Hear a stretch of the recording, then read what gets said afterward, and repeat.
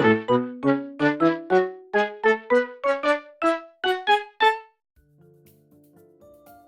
everyone and welcome back to my channel, and in today's video I am going to be giving you a beginner's guide on using colour pencils. I am not an expert on using colour pencils, I am pretty much a beginner myself, so it is my guide as a beginner. I'm just going to share with you a few bits of advice on choosing your colour pencils and how to use them in your drawings most effectively. So let's get on with it. So the first thing I'm going to talk to you about is choosing the type of colour pencils you want to use, and there are two different types of colour pencils. There are wax-based pencils like we have here. The Prismacolor pencils are wax-based, and we have oil-based pencils which are the polychromos pencils which you see here, and they are different to each other. They are very different to each other, and I'm going to show you how they are different now. So the Prismacolors, like I said, are wax based, and they lay down quite creamy and quite thickly, and you can easily blend them, and like you see here, they are very easy to blend. And the downside of this type of pencil though is that they break very easily. As you can see, while I was doing that swatch, it broke, so you have to keep sharpening them. They are quite crumbly, but that can be an advantage if you are wanting to blend, and they are good for laying down a lot of colour for a background or for your base colour. And they are very creamy and rich in pigment, and they are really nice to use. And the Caran d'Ache Luminance pencils, I believe, are also wax based, and they behave quite similarly to these, but they are better quality, and they are my dream one day to own the Caran d'Ache Luminance pencils.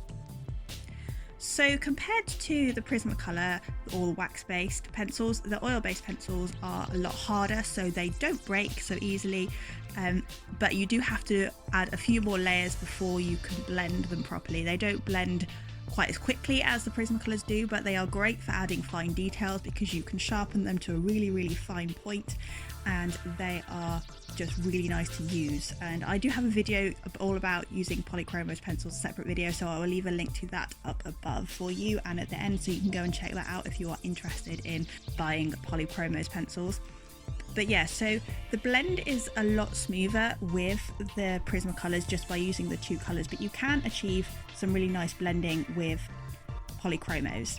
So as you can see here, the difference between the two, just by putting two colours down on the page, you can see that the Prismacolor is really creamy and does leave quite a lot of dust, and the polychromos is a bit streakier and a bit harder.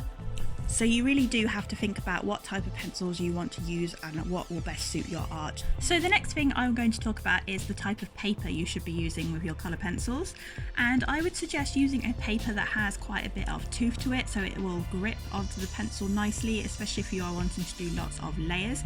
And I have found that pastel paper is really good for using colour pencils, and I even like using Crayola pencils on pastel paper. That is how good the paper is, and again, I have a video about that, so I will leave a link up above for you if you would like to check that out.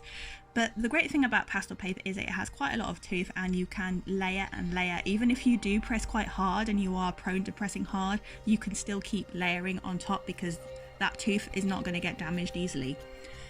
You can use a smoother paper as well. I have used Bristol board before whilst using colour pencils. It does make it harder to blend, but it does give you a smoother look. It all really depends on the type of look you are going for in your artwork, but I would definitely recommend pastel paper as a good paper for colour pencils, and it is a good thing to invest in. So another tip I have for you is to limit your use of black pencil in your shading, because this will dull most of your colours unless something is actually black, and instead use a dark indigo or a very dark blue tone. And if you mix this with brown, you can get a really deep contrast, and you can get a deep shadow, and your shadows look a lot deeper. I have a video all about practicing using blue and brown to create a grayscale, so again, I will leave a link to that. I'll probably end up putting this all in a playlist of colour pencil videos for you. But if you just keep layering up the blue and the brown, you will get a really deep, almost black colour, because quite a lot of things that you think are black or is a black shadow actually isn't black, it's just very dark brown or very dark blue. So for example, in this cat here, in his stripes, I am using the deep indigo blue first and then layering over the brown. There is no black in this drawing, it's just blue and brown to create the shadows, and that is one of my favorite techniques. You can use black for things that are actually black, but if you limit your black, it will really help your development of understanding of values and shading without falling back on black. It's quite difficult to see here on camera because my camera isn't the best quality, but if you try this yourself, swatching some brown and shading it firstly with black and then secondly with some blue, you will see the difference, and I will show you the difference in a moment on the camera, but if you try it yourself you will see what I mean. You will see that you can get a much deeper shadow with the blue than you can really with the black. It's a lot easier to layer on top if you shade with the blue instead of the black, because black just completely gets rid of all colour, and this is a technique I learnt way back in high school in GCSEs, and it has stuck with me in my whole art career. Probably a little bit too much. I do feel guilty whenever I use black, but I do think it is a very worthwhile technique. So here are the two up close. Like I said, it's not very easy to see on camera, but definitely give it a go yourself and you will see what I mean. My next tip is something that I am really bad at doing myself, and that is you have to keep your pencils sharp, otherwise you won't be able to get very good detail and the lay down will be quite uneven and you won't have as much control. So here I am colouring in with some blunt polychromos, quite blunt, pressing hard, and it's just not really working, is it? And this is something that I really need to work on myself, and you will probably notice in some of my videos that I do work with blunt colour pencils a lot and I'm quite lazy at sharpening, so this is really something I am trying to work on. If you sharpen your pencils to a fine point, and you can especially do this with the polychromos pencil, look at that nice sharp point there, it's a lot easier to lay down an even colour and to get fine details in. And it is a little bit of a myth that you need to have a blunt pencil to colour a really big space, because if you use the side of the pencil rather than the tip of the pencil for doing a bigger area, then you will get a nice even lay down of colour. And if you apply this to your artworks, you will be able to get a nice amount of detail in. And this is especially important for realism, because you will be able to get all the details and the texture in if you sharpen your pencils to a nice fine point, and that is a real struggle of mine. Let me know in the comments below if this is a real struggle of yours too, whether you are lazy in sharpening your pencils or whether it is just me. The next tip I have for you is another thing that I struggle with. This is becoming more of my struggles with colour pencil video rather than tips for using colour pencils, but never mind. My next tip is to not burnish too early or press too hard. If you press really hard straight away, you will ruin the tooth of the paper and you won't be able to get those layers in, especially if you are using polychromos or oil-based pencils. It's not so much of a problem with Prismacolor or wax-based pencils, but it's still an issue. You still shouldn't press too hard. As you can see, the colour on the left is pressed really hard, and I'm pressing a lot lighter with the colour on the right, and I am able to get lots more layers down and lots more layers of colour in, and it just looks and works so much better. Again, this is something that is a real struggle for me in my artwork when I am doing realism, especially. I just get too excited and I have a tendency to rush, and if you have a tendency to rush, you might also have this problem of burnishing too early, and it just ends up looking muddy and you get really irritated because you can't get the layers back in, you can't get that layer of lighter colour back on top, you can't blend so easily, and it just ends up looking really muddy, and you'll be able to see the lines and it will just end up looking like a mess. So if you start off lighter and gradually build up your layers, it will just work so much better.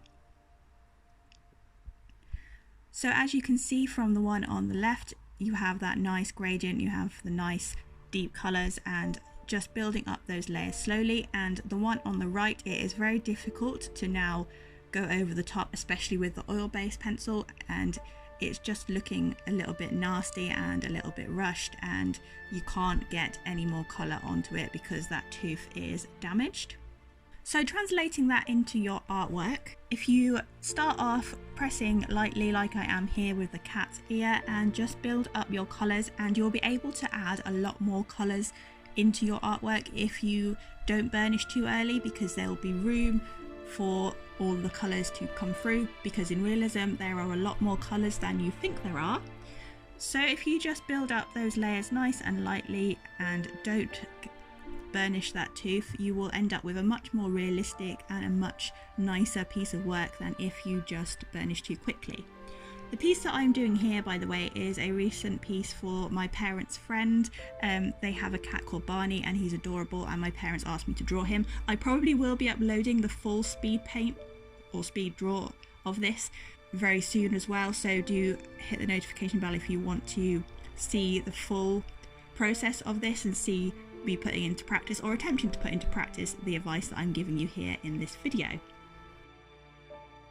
So the final thing I'm going to talk about in this video is using something extra to help you blend your colour pencils, and you can use solvents or baby oil. I've seen quite a few videos on that. I don't have a lot of experience with using solvents to blend colour pencils. I do have a blender pen, but I couldn't find it, so I decided to try out using my colourless blender, my Pro Marker colourless blender, and it does work really well for practicing with. I wouldn't necessarily recommend this as like a long-term thing that you do or that you sell pieces using a colourless blender to help blend your pencils, but it's a really good way to practice blending, and it does muddy it up. So I don't know if you can see, but I am attempting to clean it on a piece of paper out of frame.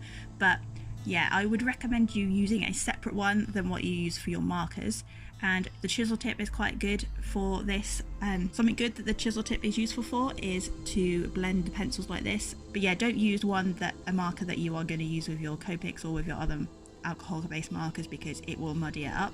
But the good thing about using something extra to blend your pencils is you can go over the top of your blended pencil if you blend with solvents or a blender pen, and it just makes it easier to layer, especially if you are using pencils like polychromos, which are oil-based. It makes it a lot easier to layer. It's like starting anew with the pencils on top of the blended solvent pencils. And you can also mix your wax and oil-based pencils like I'm doing here. I'm going over the top of the polychromos that are blended with the blender with a Prismacolor. And this is especially a good technique if you are doing fur on animals, is to put a base down and then blend it out with some sort of blender, whether that's a pen or solvent, and then go over the top to add in the details and the texture. So here is some footage of when I drew a cat with some polychromos, and I'm using a blender pen to blend out the colours, and as you can see, it's like magic. You really don't need a lot of pigment on the paper, but the blender pen just blends it so nicely, and you are then able to work over the top of the drawing with the pencils, adding in the texture. And I just really love that blender pen, and I need to look for it because I miss it. So we're coming to the end of the video now. I really hope you enjoyed this video and that it was useful. Do let me know in the comments below whether you have any advice or tips for colour pencils yourself, or if there's any other art media that you would like me to do this for. I'm thinking of doing one for markers. But thank you so much for watching, and if you like this video, emotionally, please do leave it a like down below, as that really does help me out. But thank you so much for watching, and I'll see you next Thursday. Bye for now.